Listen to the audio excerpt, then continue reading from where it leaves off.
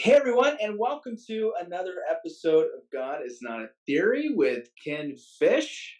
I'm your host, Grant Pemberton, and on today's episode, we're joined by longtime friend and repeat. Now, I think this is our third recording together. The one and only Putty Putman is joining us today, all the way from blazing hot Phoenix, Arizona, as we're talking about fusion. And I think, Ken, the reason Putty's on is I think Putty's going to be with us at Fusion. Is that right? That's it. I cannot wait. It's going to be awesome.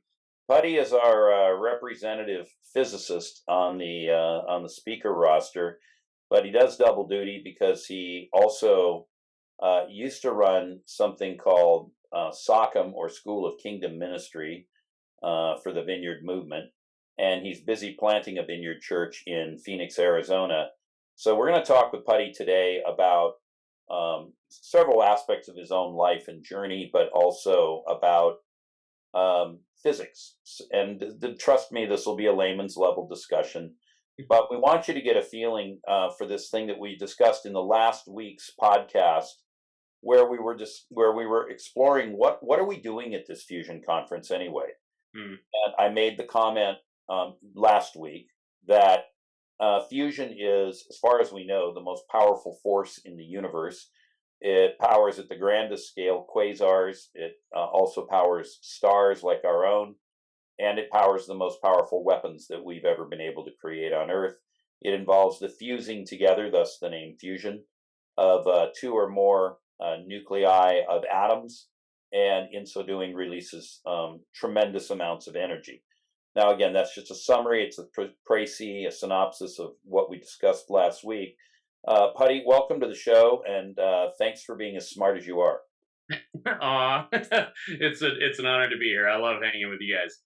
Well, so you're going to be one of our speakers at Fusion. You're one of our main speakers, and we're going to have you up very early on to help us frame the nature of what we're doing at the conference. And I've got several questions I want to ask you today, but you've been on the show before, but I'm sure people don't fully remember. And I don't know if I've ever actually asked you this question before. Tell us what drew you to the field of physics when you were a physicist and decided to go not only for a doctorate in it, but a postdoctorate in it. Yeah, no, that's that's a great question. And I don't get asked this one too much anymore. You're right.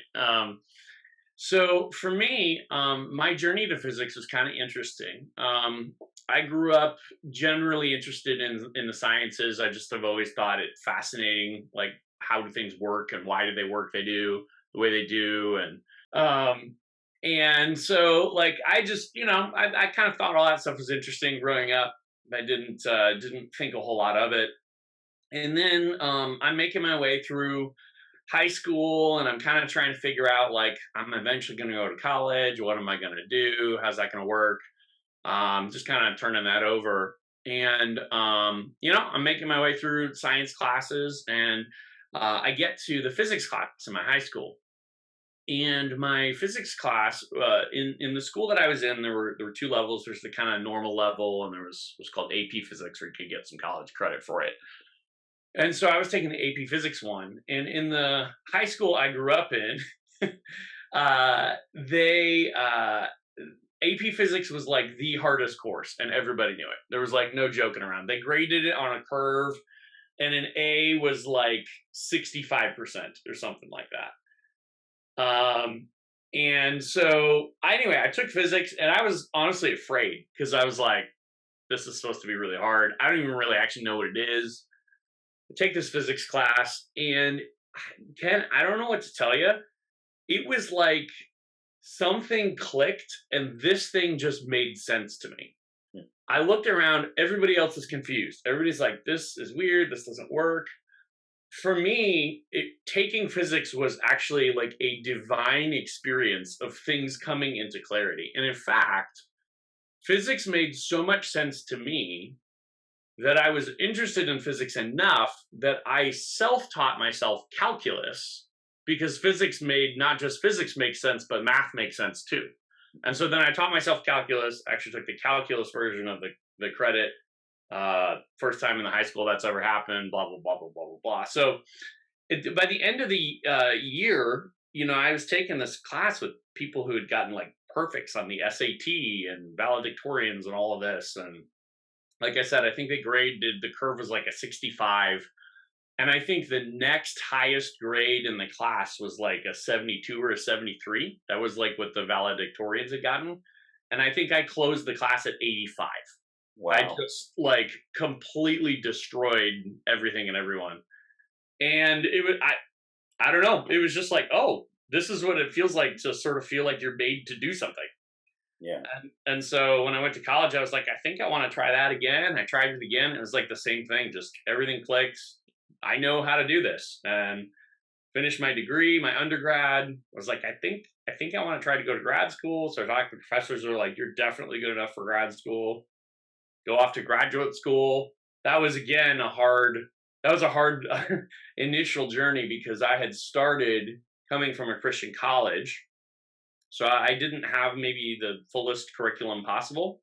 And I was stepping in with a bunch of students who had gone to MIT and Caltech and Stanford and these universities. And so they were all way ahead of me the first year, and it was terrifying.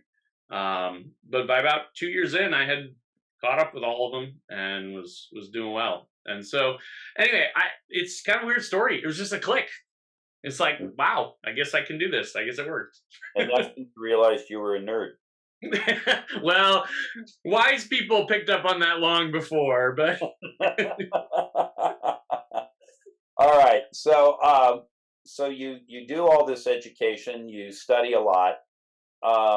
Once you were a physicist, meaning you had the papers behind you, the letters behind you, the degrees in your hand, and you're practicing as a physicist, what did you like about being a physicist?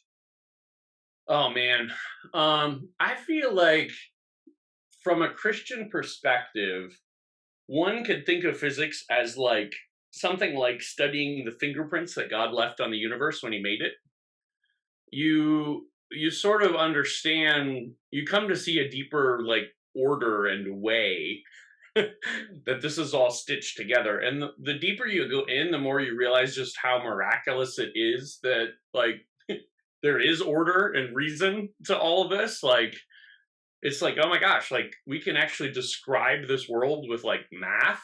Like that's like why there's no reason that should have to be that way, like that's just crazy. And so to me, I like that one verse in Proverbs where it says something like, it's the glory of God to conceal a matter and the glory of kings to search it out. You know that one?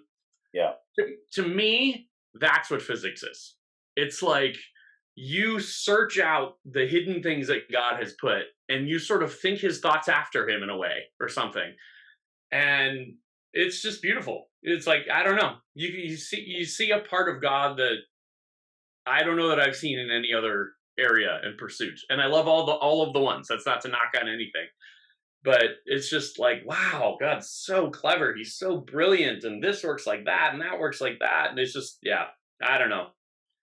So did I just hear you say that we should call you Your Royal Highness Putty Putman? No. Is that what you heard, Grant? I'm searching for a trace of kingly glory because I'm long behind it. It's not where I'm at. Definitely inferred, though, Ken. It was definitely inferred. It was inferred, yeah. Oh no!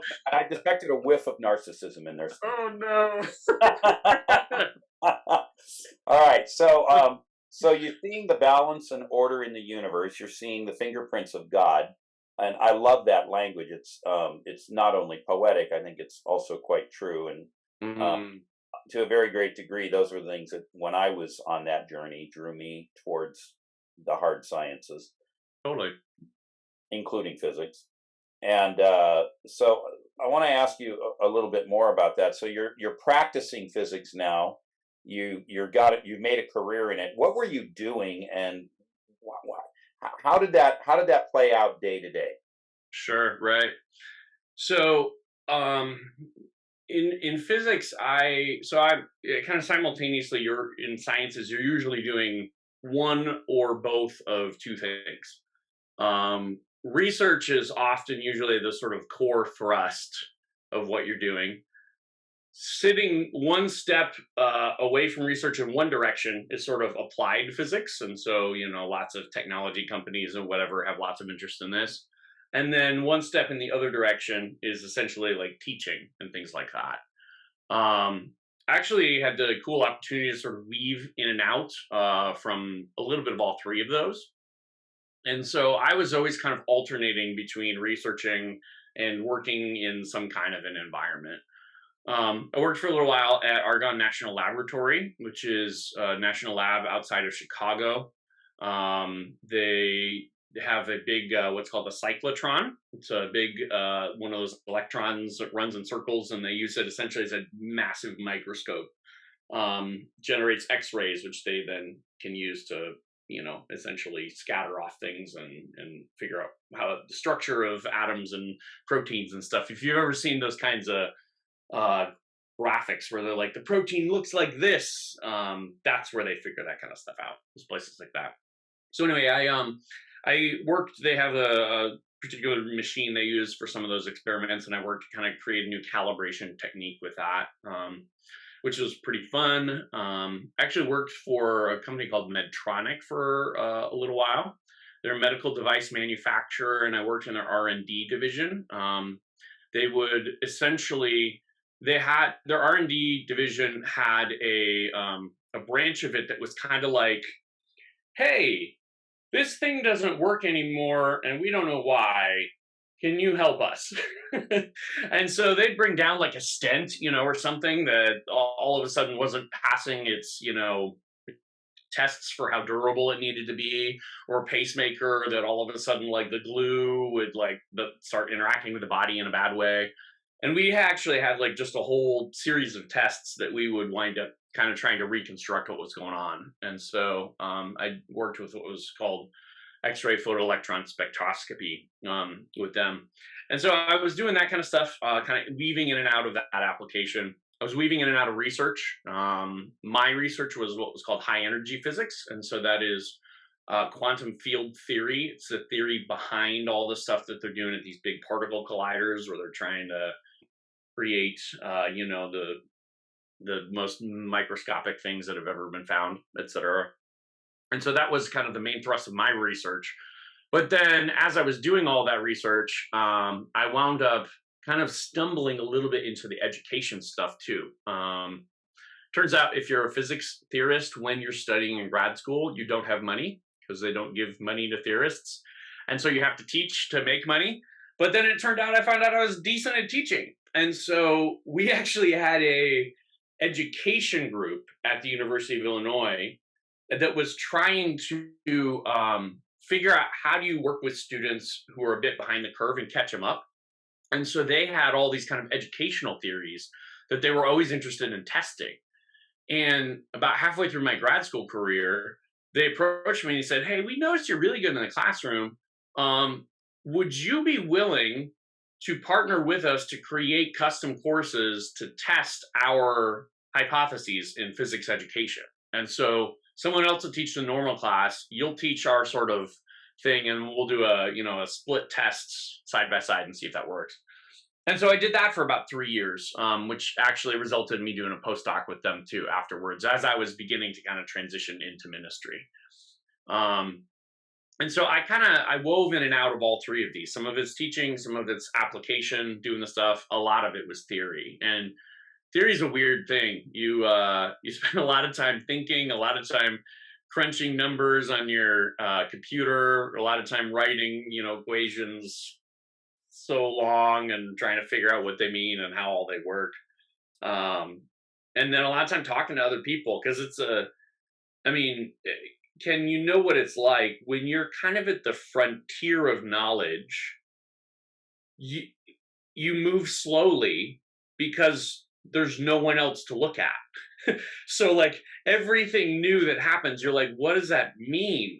No one's ever seen that before. And then you have to talk with people, you have to dialogue, you have to bounce things off. You kind of go down a rabbit trail and you realize, oh no, we got to walk it back. It's just kind of like strange experience. So yeah, I don't know if that spoke to what you were saying, but that was a lot of what I did.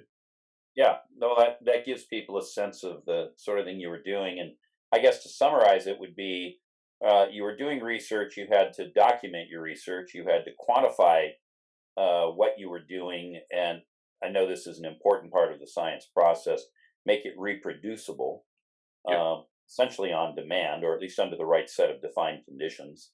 Yep. And that way, others can verify that it's right. But also, you're exploring, you didn't quite use this term, but it's what you said, the frontiers of knowledge. And so, a lot of times, you realize there's no one around me that I can necessarily check in with about what I think I'm seeing and experiencing. I can bounce it off of similar people who may be doing comparable research, but sometimes you stand alone as your own kind of leading edge researcher. And so maybe on some level you didn't just enjoy the teaching, you enjoyed the exploration part of it. Oh, absolutely, totally. And I think the exploration part of it is really, it's essential to what we are trying to do at Fusion as a conference. We can talk about that more when we get to that part of the conversation. But this conference is really for people who are questing for, we might say, the frontiers of spiritual knowledge. Mm. We're trying to understand, since I personally believe that all truth is unified. It may not always appear that way, but that's part of the process of Mm. history of physics and theology, that things are not always what they appear. And upon further examination, we see that all truth is unified. And I think it ultimately derives from a passage that we see in Ephesians 1. It's the intention of the Father to unite all things in Christ. Mm. Right. Right. So there's probably things about the spiritual world we can learn from physics, and there's things about physics we can learn from the spiritual world. And anyway, we've called Fusion what it's named because of this idea that there is a place where prophetic and miracles converge and unite. Mm-hmm. Get to that in a moment. Let me ask you another question. You eventually left physics, and I think it's interesting. I don't know if our listeners caught it, but you said you were working on a postdoc while you were transitioning into ministry. Yeah, That, I would say, is an abnormal career trajectory. definitely. Yeah. Yep. So you eventually left physics for ministry because you've told me before you were so intrigued by the supernatural side of Christianity that you ultimately found it even more compelling than physics itself. So talk to us about that. What did you see? What did you encounter? What was it that made it so compelling that you would leave a very high-paying job with corporate entities that give you all the benefits and cushy lifestyle? Right. Do all that to go into ministry. Yeah. Right. So it's a long story, of course. That could be. I'll try and condense it. So while I was at University of Illinois and I'm doing all that stuff, getting my PhD, I find my way into a vineyard church there. I did not grow up in a context that was supernatural. I grew up in a context that was very word oriented, so I got a lot there. But the Holy Spirit was basically just MIA. He was around somewhere. We technically knew he had to be God somehow, but I never saw him do anything.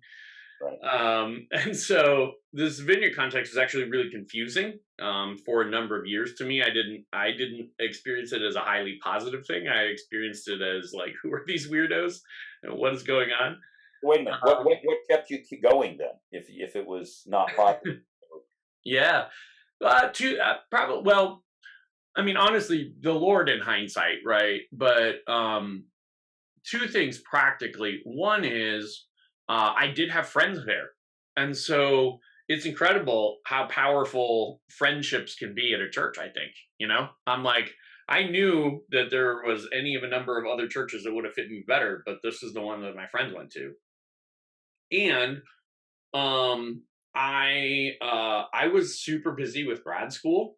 Like I was a physicist, right? I wasn't thinking I'm heading towards ministry. So like my goal with the church is to like keep me remembering Jesus is real while I'm doing 60 hours a week of world class crazy physics in a environment that's not conducive to faith.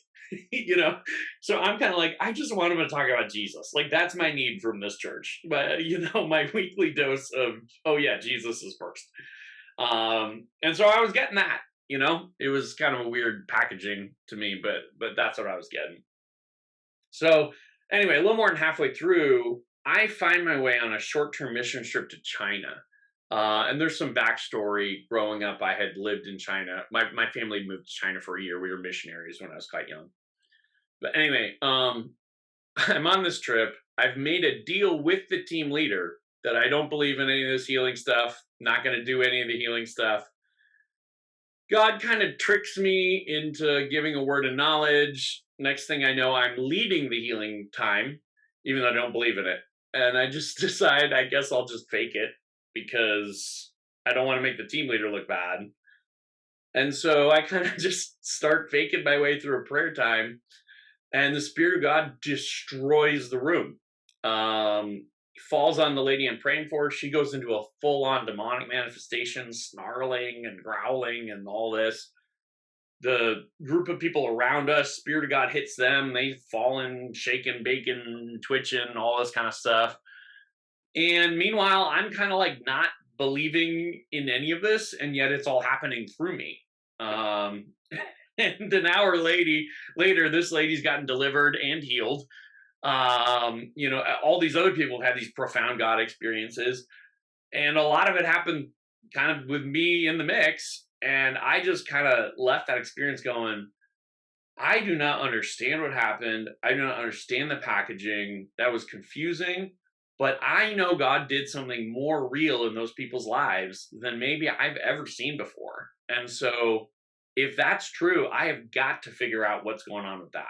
And so that began a trajectory that by the time, 3 years after that, when we're kind of looking at my postdoc and all that kind of stuff, it was like, I knew that I had somehow stumbled my way into the middle of God moving. And I was kind of in a point where it was like, I can keep going on the physics trajectory or I can keep doing this. But because of some of the circumstantial things, I couldn't do both. I don't think those are categorically opposed to each other by any means.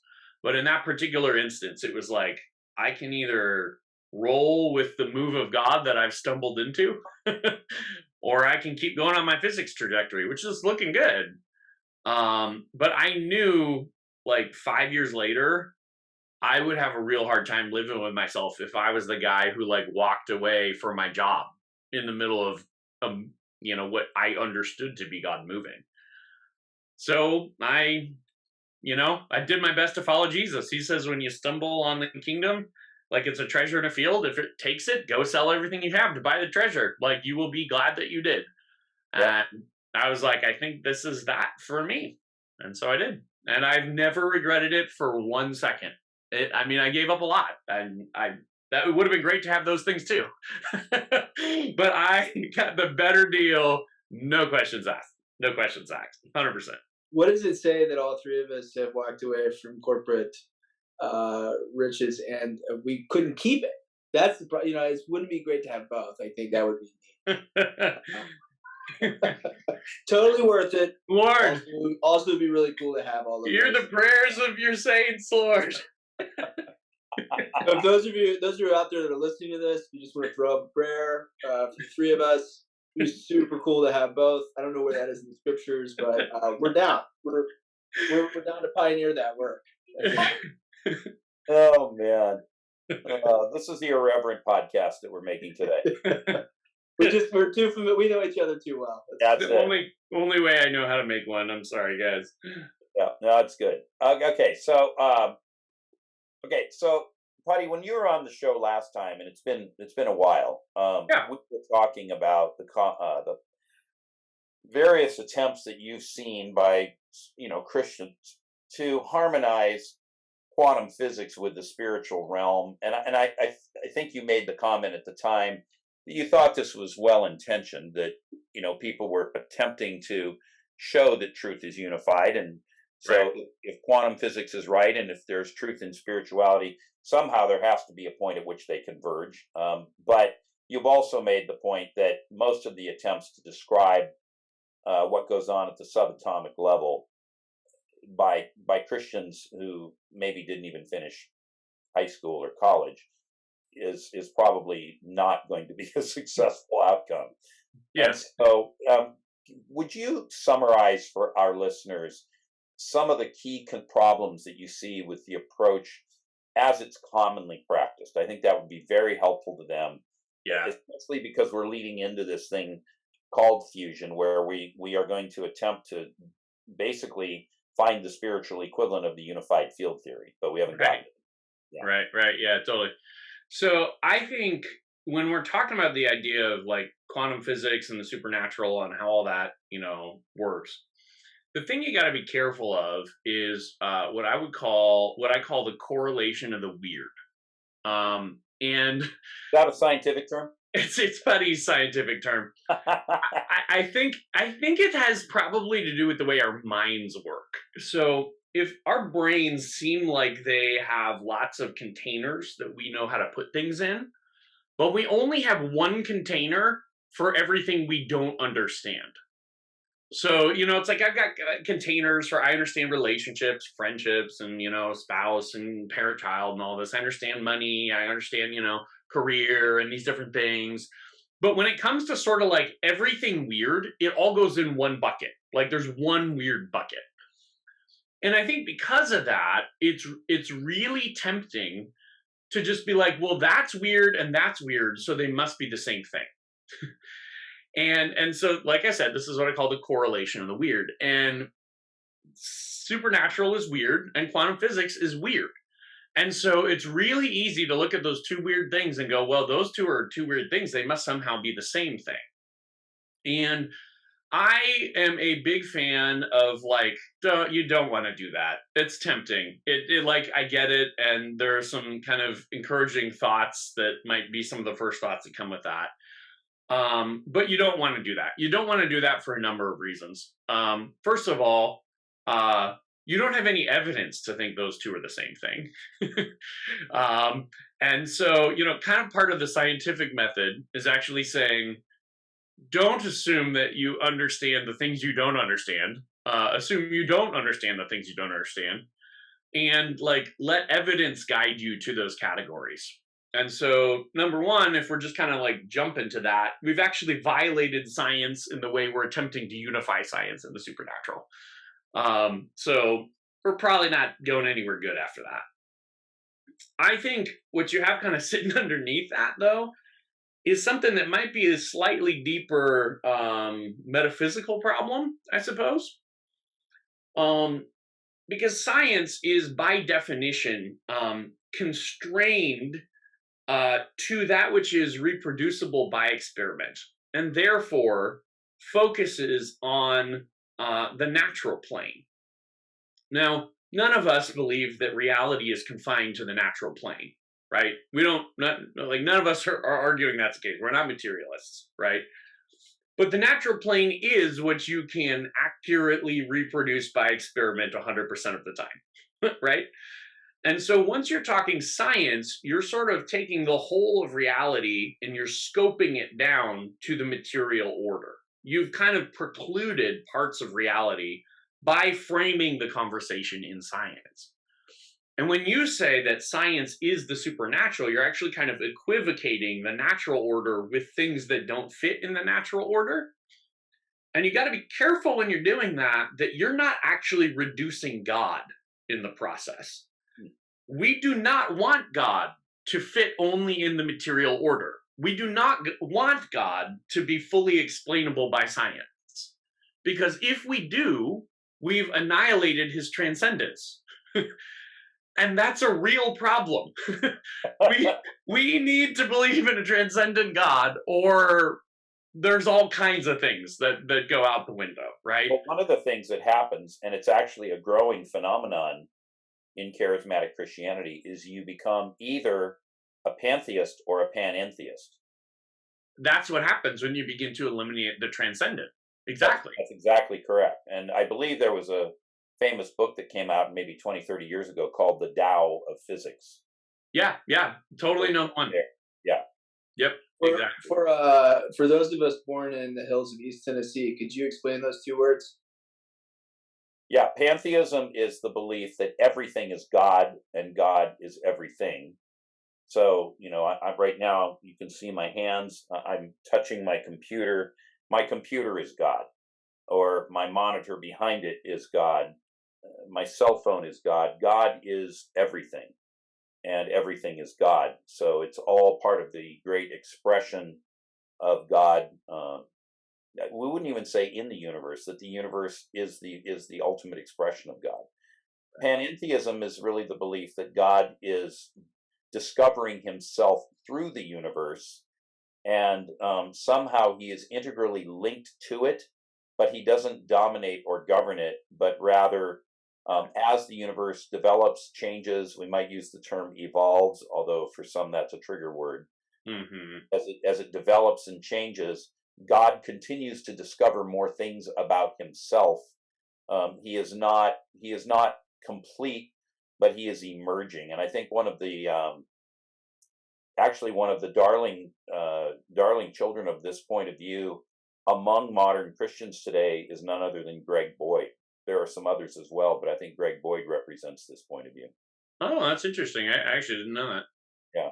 Well, it goes right along with open theism, that the Lord doesn't control the universe, that it controls him. Right, Or right. at least it's beyond his control. Yeah, yeah. Anyway, so that's what these two terms mean. Pantheism, God is everything. Panentheism, God is in everything and is discovering himself through the process of the universe's change and development. Right. Those of us in the Hillbilly Club, thank you both for expounding. Yeah. And Thank me. and both of those they're much more common in Eastern religions. And if you'll note, both of them are a lessening of the Christian story, right? Like, we believe God is everywhere, right? We also just believe that God goes beyond the natural order too. But once you start killing that and you're like, no, God is everything and God is only everything, then you're starting to get to pantheism, right? We also believe that God is like verbalizing himself through the great cosmic story, right? Like, he is declaring himself in it. But we also believe that he exists beyond it.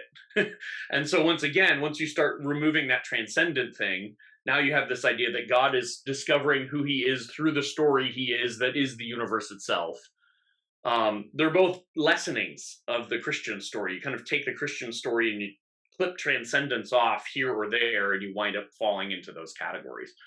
Which is why I feel like don't do that in science either, or you'll find yourself in the same place. Don't clip the transcendence of God by equivocating the supernatural and quantum mechanics. Now, what you can do is you can use analogous reasoning, right? You can say, well, look, quantum mechanics is the fingerprints of God, and the supernatural is the activity of God, and they're the same God. So we can kind of see hints of one in the other. We can look at one and see who God is, and then use that to understand the other, and vice versa. But the connection point is that they both point to God. It's not that they're the same in and of each other, if that makes sense.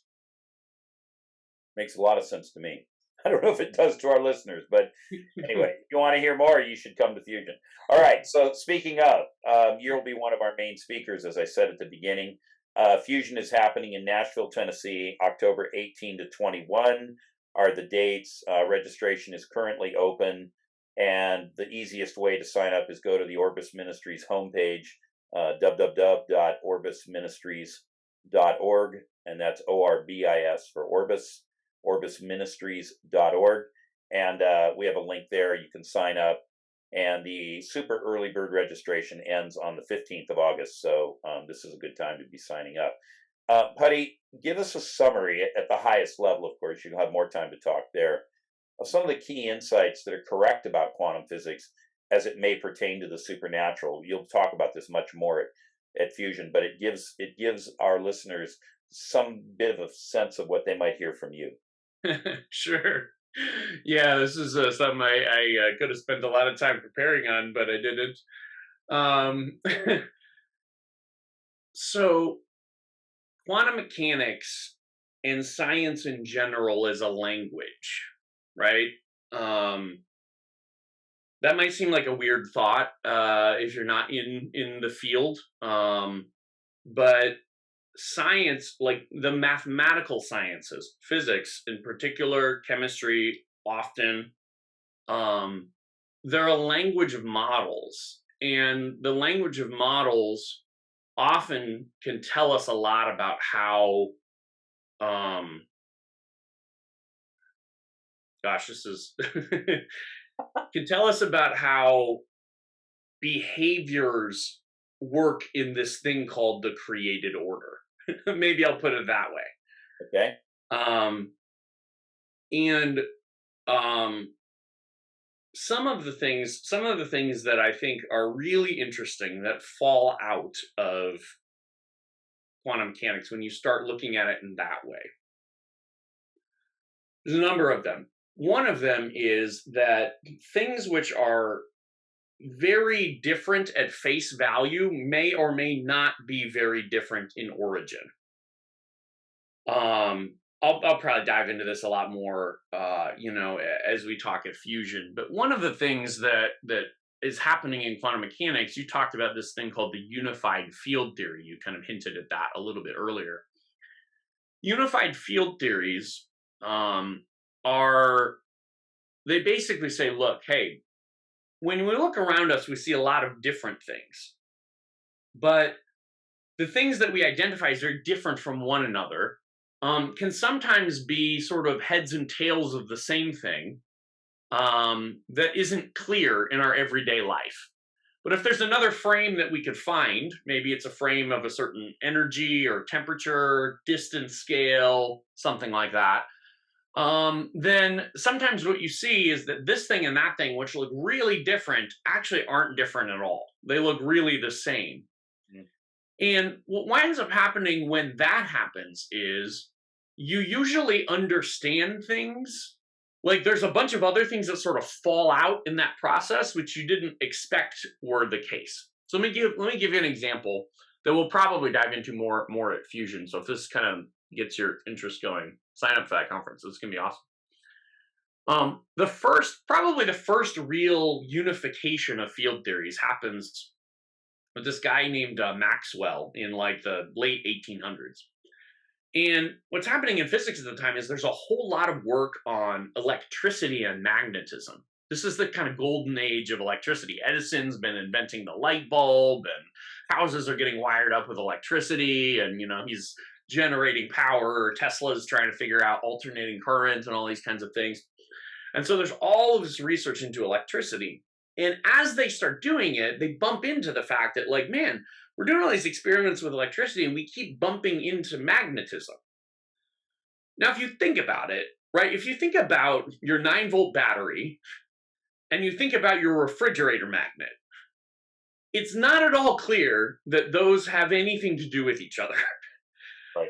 Right? Like your refrigerator magnet doesn't have to be recharged to keep going. Your battery eventually runs out of power. Your battery can turn your light on. Your magnet can't turn your light on. Like these two things look really different from one another. But this guy Maxwell is working on all this. He's doing all these kinds of equations and experiments and all this stuff. And he winds up realizing that these two things are actually not two different things, but they're two echoes of one and the same thing. And so he develops a theory of what's called electromagnetism, the two of them being described by one thing, and different conditions kind of make one or the other fall out. Now, mathematically, that's kind of elegant. It has an elegance to it. The people who are nerds like physicists look at it and go, oh, that's really pretty. And that makes me feel like there's order in the universe. And, there's all of that. It has a kind of poetry to it. But what's really interesting is not just that there's some nice mathematical equations behind it, but then when that becomes clear, Maxwell realizes, wait a minute, I can put these equations together in a way that I didn't realize I could put together before. And so he dices them together and he realizes, wait a minute, I just wrote down an equation for a wave that's made of electricity and magnetism. I didn't realize that a wave could be made of electricity and magnetism. So he starts working this equation. And he's like, hold on, let me calculate how fast this wave would go. And it turns out it was easy to crunch the numbers. This wasn't like, oh, I have to go do a bunch of experiments. He actually already had all the numbers at hand. So he crunches the numbers. And what falls out is that a wave of electricity and magnetism would move at basically exactly the measurement of the speed of light. So Maxwell goes, wait a minute, hold on. Not only are electricity and magnetism somehow the same thing, even though they look really different, it turns out that when I understand that they look the same, this other thing, light, which I didn't realize was connected at all, is actually a manifestation of the two of them working together in harmony. And so what winds up happening in sciences, when you like work with these models and you understand like things like this thing and that thing look really different, but they're really the same thing, is that usually winds up pushing you to sort of higher levels of understanding where you understand other disjointed things as connected as well. Now, I think what we're trying to do in this fusion conference, and I'm really excited to talk with you more about this, right? Is you're positing this whole thing is like, this is where prophecy and miracles merge. This is where this one thing, prophecy, which doesn't really look quite like this other thing, miracles, but what if they sort of are the same thing at a place? What if there is a unification? How would that help us understand each of them better, but maybe also other things that we didn't even realize were connected to either of those? What else do we find kind of wrapped up in that higher order of understanding? Exactly. I would be coming to this conference if I wasn't speaking at it because I want to know the answer to that question. The thing that's interesting about it, of course, is that there may be other things that fall out of it, but unlike so many conferences that people attend, we are actually trying to get all of our speakers aligned around this governing theme. And like you would in a science conference, although it needs to keep being said because people get alarmed and they get frightened and they say, I'm not up to that. This is not a science conference. At some level, you will probably talk about what you've been talking about in a bit more detail, but you're going to keep it at a layman's level. You're not going to get out a whiteboard and start writing partial differential equations. As fun as it would be. As fun as it would be. Yeah. But the point is, we're trying to solve a problem as you would at a science conference, and that is how can we describe this thing of where prophecy and miracles converge? What does that mean for us? And importantly, how do we function in it? How do we utilize this as part of the sweet spiritual gifts that the Holy Spirit gives to us? Yeah, totally. And one thing that's interesting, I suppose, open question I'm just throwing out into the air is like, what are the conditions under which those two things do look the same, right? In physics, we usually think of what we call an energy scale. At some energy scale, these things wind up looking more the same than they look different. And at the typical everyday life energy scales, they look more different. But what's the energy scale under which they look the same? I think that's an interesting, again, using all of this as parallels, right? It's an interesting question to me. Like, what's the spiritual equivalent of that energy scale? Is it something? Is it like is it almost like a direct parallel? God, the degree of God's power that's acting, or is it something else? I don't even know. It does beg the question, because in quantum mechanics we think about S and P and D and F orbitals for electrons, and we talk about how there are quantum states that the electrons discretely jump between, from one state to a higher energy state to a higher energy state, and of course they can decay backward to a lower energy state. And I wonder if there is something analogous to that. I don't know the answer to this, by the way. All listeners, please hear me say that. I'm having a problem right now in my life where nobody is hearing what I am saying. They're hearing what I'm not saying. So I'm pausing to emphasize this for all listeners. Please hear what I am and I'm not saying. I'm not sure, but I'm wondering, is there an analogy of sort of quantum states in the Holy Spirit where he pushes us up to a higher level or a greater anointing or whatever the right wording for that is? And if so, is that something we cooperate with in order to receive a higher quantum or is that just only true in physics? And it's starting to be weird if we talk about it in spiritual language. Right. Yeah. Yeah. And, like, again, using physics as an analogy, not Yeah. as a template. I mean, I know experientially there are times when I am like, there are things available in this spiritual environment which are not always available.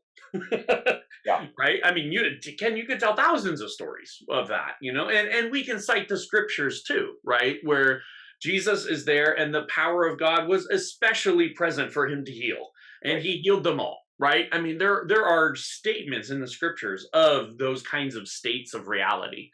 And so I mean, as a scientist, for me, thinking about the idea of like, oh wow, what does it look like when that is the sort of state of kingdom operation? What's Exactly. happening? What are the conditions, and what does it unlock that's now possible that wasn't possible before? Yeah. Well, and I think it's important for the listeners and for those that are coming as we're talking about this to understand that we're actually, I mean, I know you guys, especially, and myself included, we're not, I mean, theory is really interesting to talk about, but we're practitioners. And the reason we're posing these questions in this conference is not so that we could sit around and sort of like stroke our chins and wonder. It's so that we can actually become more effective ministers. Um, in So this. totally. Yeah, so I want to just kind of reiterate sort of big picture. What are we even talking about here? What are we doing? It's because, I think I was saying this the other day to someone else when, it's when Ken prays, things happen. That's sort of a common thing that people say about Ken Fish, right? And so what we all want to be like that, right? When we pray, things happen because the Lord is there and we're able to discern what he's doing in the time and all of that, not because Ken's so special or we're special or whatever, but understanding, like you're saying, there was something going on when Jesus was ministering that the power of God was working at an extraordinary rate and he healed everyone, right? Which is sort of our goal. But so just to kind of bring it all back to the conference, this is why we're talking about this sort of things, is so that we can become better ministers and practitioners and keep reaching for that. So sorry to interrupt. Very much an equipping conference. So, all right, Putty. So having kind of covered all that ground, can you tell us a story of where you've seen something of the supernatural side of Christianity where, at least in the moment, it seemed that something of your training in physics was actually on display? Maybe this would be particularly true with prophecy and miracles, which are our main themes for the conference, but could include maybe healing also. I tend to think of healing as a bit different from miracles, although there are some healings that are miracles. Not all healings are miracles. So, Right. but do you have a story you want to share with our listeners of something like that? Yeah, let me make sure I'm tracking with your question here. So are you asking when was a supernatural story that, but just rephrase that. When was a supernatural story that my quantum physics background helped me make sense of in a different way? Is that what you're Yeah, saying? you could say it that way, or you might say it alternately. And when I saw this, I thought, wow, that reminds me of, the XYZ theory that I studied in the third year of my PhD program. And oh Sure. my gosh, I've never thought about it that way, but wow. Sure. Yeah. Okay. Well, I'll tell you actually one. This is an interesting one to tell you, Ken, because I think you will resonate with this. Um, I actually frequently think about my physics training, my quantum theory training, and how emergent states of matter work, to use a technical term. When I Don't think about it, am buddy, especially when doing we're watching football and eating popcorn. when I am doing my best to operate in an integrated approach to healing, actually. Yeah. Now, Ken could give a million hours on this, and hopefully, all of you guys have gone on his app and listened because there's also a lot of great stuff there. And I'll tell you what, I've learned a lot on that content. But at a 50,000-foot view, the idea is that many of these layers of healing interlock with one another. They're kind of like a big Rubik's cube that you have to solve together. You can't just solve one and leave it kind of sitting next to the other things. And there are places in physics that very much work that way. Those of us who work in in high energy physics spend a lot of time studying what's called the strong force, and I was connected to that in my research. The strong force is what's going on with the little quarks inside the protons and neutrons inside the nucleus of an atom. And quarks are interesting because you'll never get a quark by itself. You can get protons and neutrons by themselves, which are emergent states of matter, a la the term before. But you can't get quarks by themselves because quarks are too strongly bound. And what winds up happening is as you grab one and you try and pull it out of a proton or a neutron, you have to pull with so much energy that you create a new quark antiquark pair, and you wind up just pulling them and now getting two groups of quarks because you made more quarks by trying to pull them apart. um, and and that idea that like sometimes these states are so tightly bound up with each other that you can't really treat them as separate entities is a thing that I feel like I see in healing all the time, right? You've got so and so who's got some presenting physical condition, and as you get into it you realize like that physical condition is actually inseparably tied to an emotional condition, which is actually inseparably tied to some spiritual dis-ease that's the result of sin done to them or by them or something. And the only way that you can deal with the one is to deal with all of them. They're all bound up so tightly that it's either like they all exist as a whole or none of them exist as a whole. But you can't like just pull one. You have to solve the whole together. And there's actually quite a bit of physics that works that way. And so I find myself thinking of that frequently when I'm trying to probe around and kind of get my understanding of the pile of issues we're working to resolve in any given healing situation. I'm like, okay, here's the bound state. I'm thinking, I actually think in physics terms. I get the PhD. I'm sorry, I can't not, right? So I'm thinking in those terms as I'm processing this.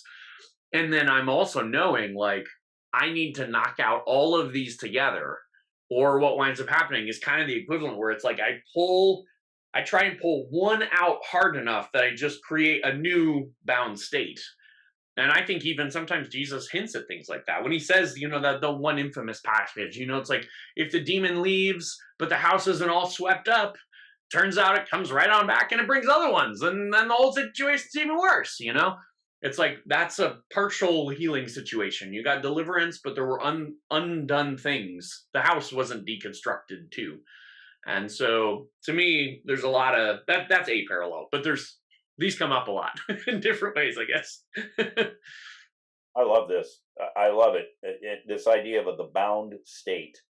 And by the way, it's interesting that you mentioned Jesus with that deliverance story because many thinkers, theologians, believe that deliverance is a form of the gift of miracles. It's not the only form of the gift of miracles, but it is a form of the gift of miracles. Okay, listeners, what did I say? I did not say it is the only form. I said it is a form. So what you just described in Christian language in a particular story is a bound state that arises from trying to extract one piece of the bound state, the demon in the person. But if you don't do the job thoroughly, in the end you end up with more bound states, more pairs of quarks would be the physics equivalent of that. Yeah. Right.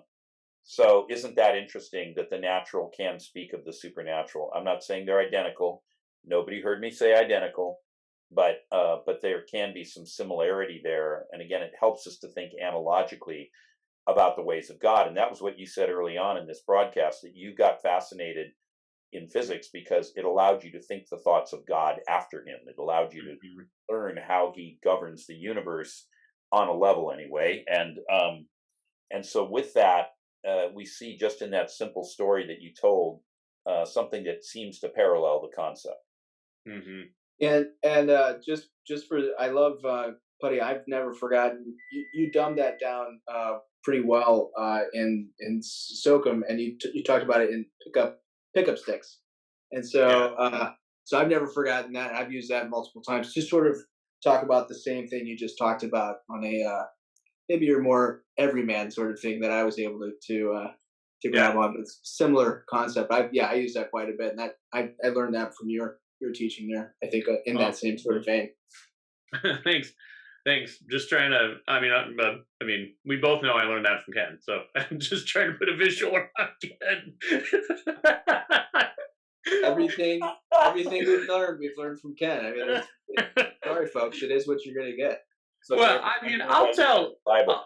I'll tell anyone who wants to know. Like, Ken, I mean, I hit you up years ago and I said, dude, you know more than me. I'm running out of people who know more than me in terms of understanding the dynamics of healing.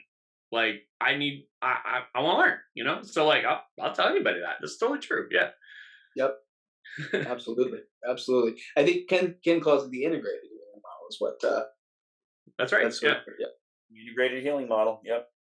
Yep. that's right. I had a prayer time just today with somebody who needed some integrated healing, and it was related to something that had happened. Actually, interesting, involving being dishonored by somebody. Hmm. You know, Bill Johnson likes to talk about the culture of honor and the importance of honor. It's amazing how often people fall into the trap of dishonoring other people. Usually Hmm. it's by anger, emotion. But emotion is part of the soul. And so what we could say is when people are reacting out of anger, they're being soulish. Or Hmm. the word that we commonly use theologically is carnal. That the soul is the fallen part of the flesh, or the flesh is the fallen part of the soul. Depends on who's saying it and where they're saying it. But anyway, that's the notion.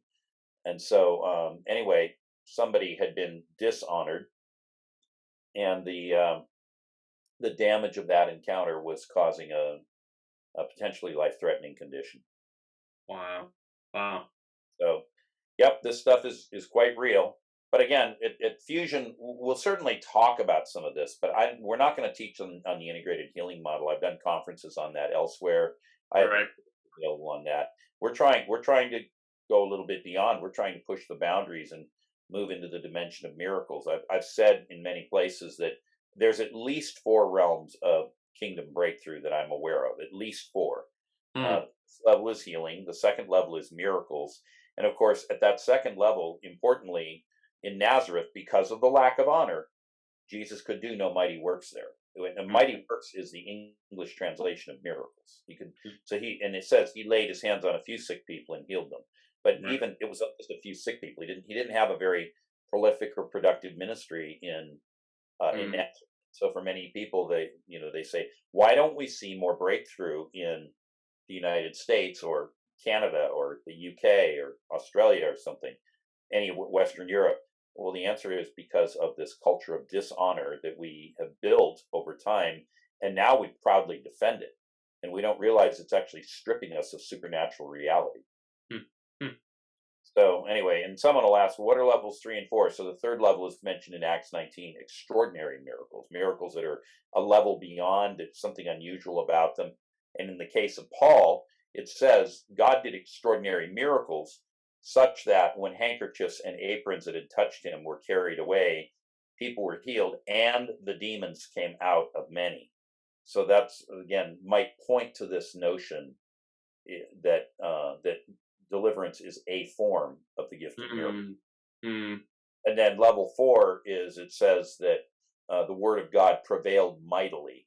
Well, at that level, it's like just the preaching of the gospel, the signs and wonders, the presence of God over a region, and these Hmm. episodic quantum states where the Spirit of God breaks through, and we're at a higher quantum, and suddenly, boom, boom, boom, boom, boom, boom, boom, miracles happen like that, or Hmm. thousands are swept into the kingdom at one altar call, or there's more than that.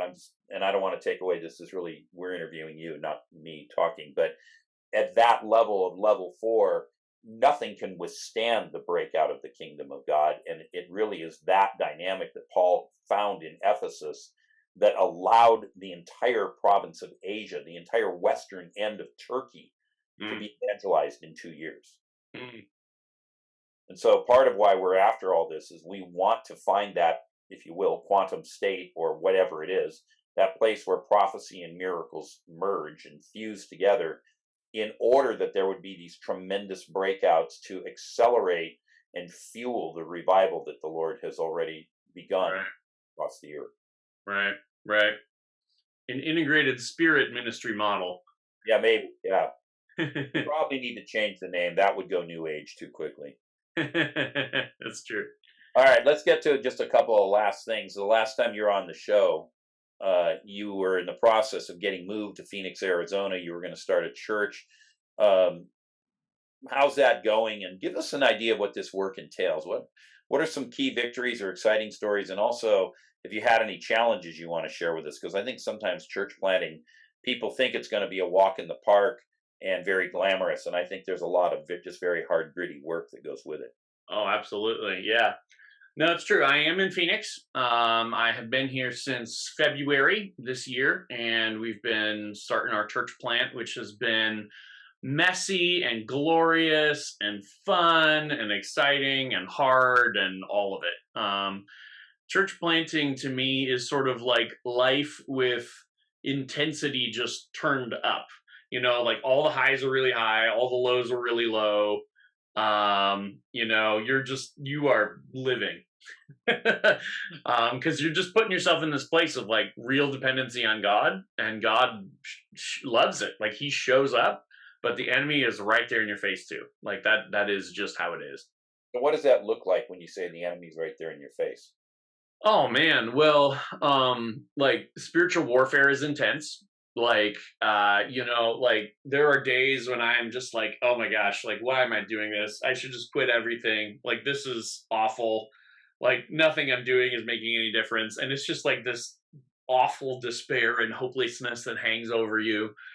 We've had crazy financial stuff. We've had random stuff break, and team members stuff like cars. Just like we had a team member just this last month that had like 10 grand of car expenses that just like from a car they got checked out before they moved here like 3 months ago. We my sister-in-law is actually going through terminal brain cancer right now. And so like, we're kind of in a waiting for that situation to resolve. And that's been crazy hard. So there's been lots of hard stuff. And I mean, just beyond that, there's also just practical hard stuff with church planting. Like, I'm living in a new state. I don't know how to live here. I don't have any friends here. Like I don't have a doctor. I don't know where to buy groceries. Like that's just like practical stuff, but it's real, right? Like, I mean, that's just tough. So there's hard stuff. But there's just some beautiful, I mean, it's just glorious at the same time, like yesterday or Sunday, 2 days ago, we just had this wonderful church service. It crammed 50 some people in my house, and we're worshiping, and the Lord is just so present. And at the end of the service, this young lady turns to me, and she's been at the church for like a month, maybe, like I've known her for a month.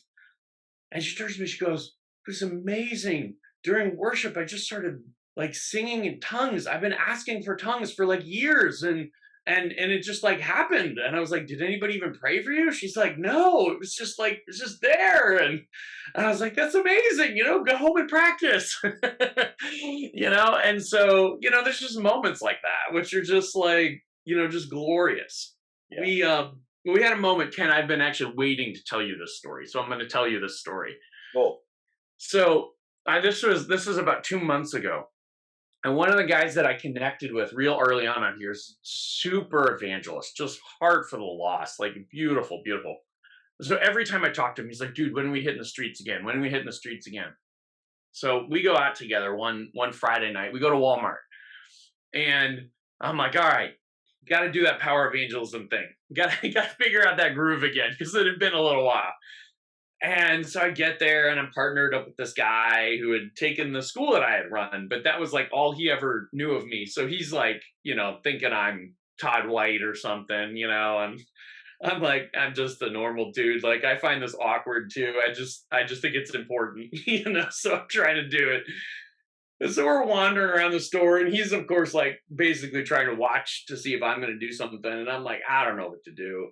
And I'm walking down the back aisle of the store, and I pass this lady, and I get this sympathy pain, word of knowledge, right between my shoulder blades.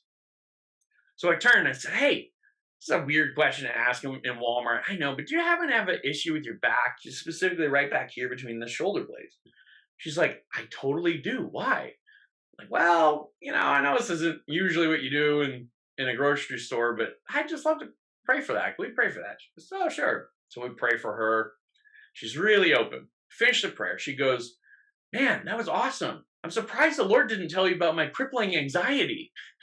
I'm like, tell me more about that, So we're talking to her. We pray for her again. And this is heading towards a third prayer at this point. So we've been standing in this back aisle in Walmart for 15 minutes, blocking traffic, and I'm like, okay, my partner's queuing up to pray for her again. I start looking around, and there's two people there. They're just sitting there watching with their carts. Now, the first one, it's this lady, she just looks at me, she goes, yeah, we got to live our faith out loud in public, yeah. And I'm like, go Jesus. The second guy looks at me, he goes, are you praying for her? I said, yeah, totally. He goes, that's awesome. I don't know anybody else who prays for people in public. I'm like, oh, you do? He goes, yeah. I'm like, tell me about yourself. So he starts telling me this story. And he's going to Vietnam the next day to work with the underground church. And so I'm like, you're interesting. So we're talking, and he's involved with some like men's freedom ministry stuff here in Phoenix.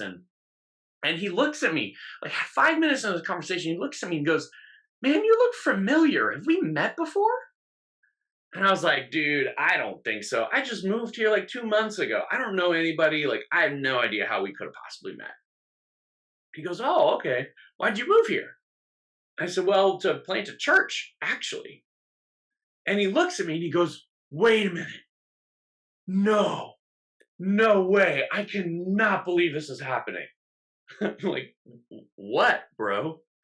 He goes, did you do a podcast about your church plant like 8 months ago? And I was like, yeah, with my friend Ken Fish. He's like, dude. He's like, I love Ken. He like taught me all this deliverance stuff for the ministry that I do.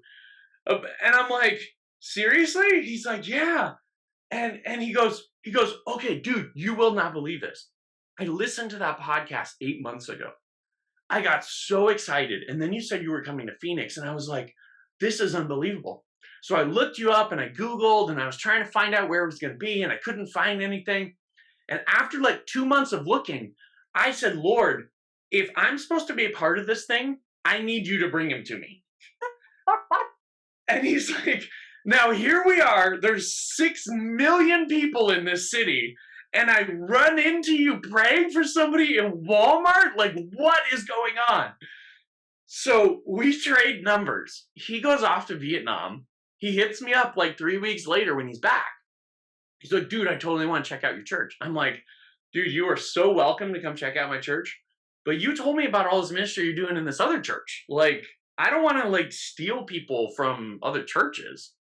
He goes, well, funny thing. Yesterday, completely out of the blue, they called me up and they said, look, you're going to either need to stop doing deliverance or stop leading in the church. So you can pick. Apparently it's a church that like the whole Christians can't have demons thing is a thing, So he's like, so as of 24 hours ago, my wife and I are looking for a new church. And they came and they hung out. Oh, I just lost my light there. They came and they've hung out, and it's been beautiful. The Lord's done just incredible things. And so thank you to Orbis Ministries for your resources and for having me. I told him I'd tell you that story. I'm going to introduce the two of you someday. He's really looking forward to it, and he's a super cool dude. You'll like him. Oh, that's a hilarious story. But, we use the term divine appointments, where the Lord seemingly, well, you can call them coincidences, but they happen with surprising regularity. And, people who need to meet people or whatever. Yep. So it sounds like you had one right there in the Walmart. Totally. It was beautiful. That's beautiful. Hey, last question before we go. You've been living in Phoenix in what is being reported as the hottest summer ever recorded history. Maybe that's right. Maybe it's just more drama from the press. I don't know. But anyway, what's it like living in Phoenix this summer? Oh, you know what? It is hot. It's totally hot. But having grown up in Chicago, I'll take this over Chicago winter any day. Is that right? Yep. Yep. The whole month of July, we had one day that didn't hit over 110 for the high. So Wow. it is really hot, but like no humidity. Yeah. So your sweat actually works and keeps you cool. And I was telling Grant not that long ago, I've had days where I've ate outside in 100 degrees because it's actually comfortable, not in the sun. So, we have air conditioning. The Lord is good to us. My house isn't 110 degrees. It's warm. I'll be glad when it's over, but I'm making it through. It's okay. All right. So for all of you that are looking for a church and don't mind being in the midst of the global warming phenomenon in Phoenix, which may or may not be right, Putty has opened for business. His house is busting at the seams as they hold church there. And there's a guy who just got back from Vietnam who would love to meet you when you show up to visit as well. Totally true. Hey, Putty, why don't you tell us, do you have a website or anywhere if anybody is listening that's around Phoenix that they can find more information? Yeah, that's great. I could do better with those things, apparently. So I do have a website. It's puttyputman.com. And I've got lots of articles and stuff up there.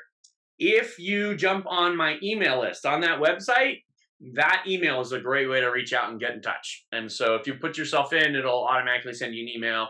Just reply and reach out and say, hey, I'm over here. Can we connect sometime? We've got lots of exciting things happening, lots of people that I'm connecting with. They're kind of actually it's already starting to have people kind of throughout the metro, which is really exciting. So, this is weird, buddy.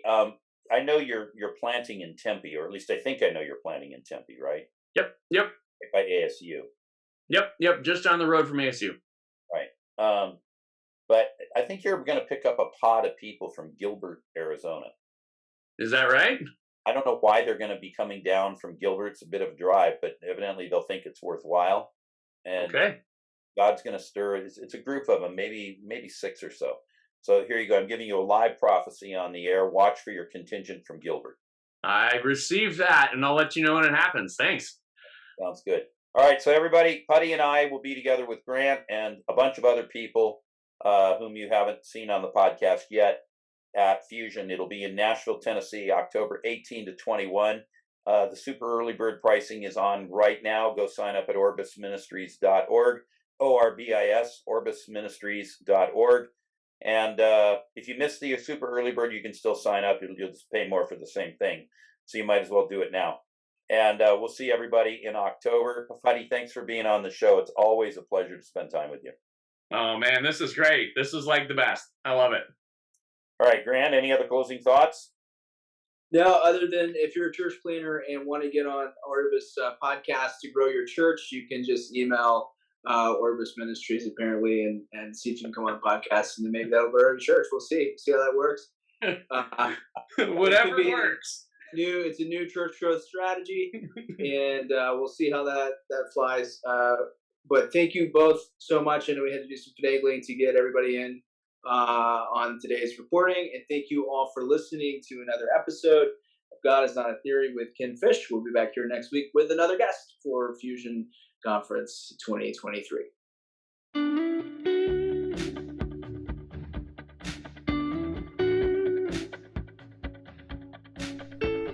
The Fusion Conference is fast approaching. We would love to have you attend the event in Nashville with us. If you're interested in registering for the Fusion Conference, you can click on the link in the description of this podcast and register today.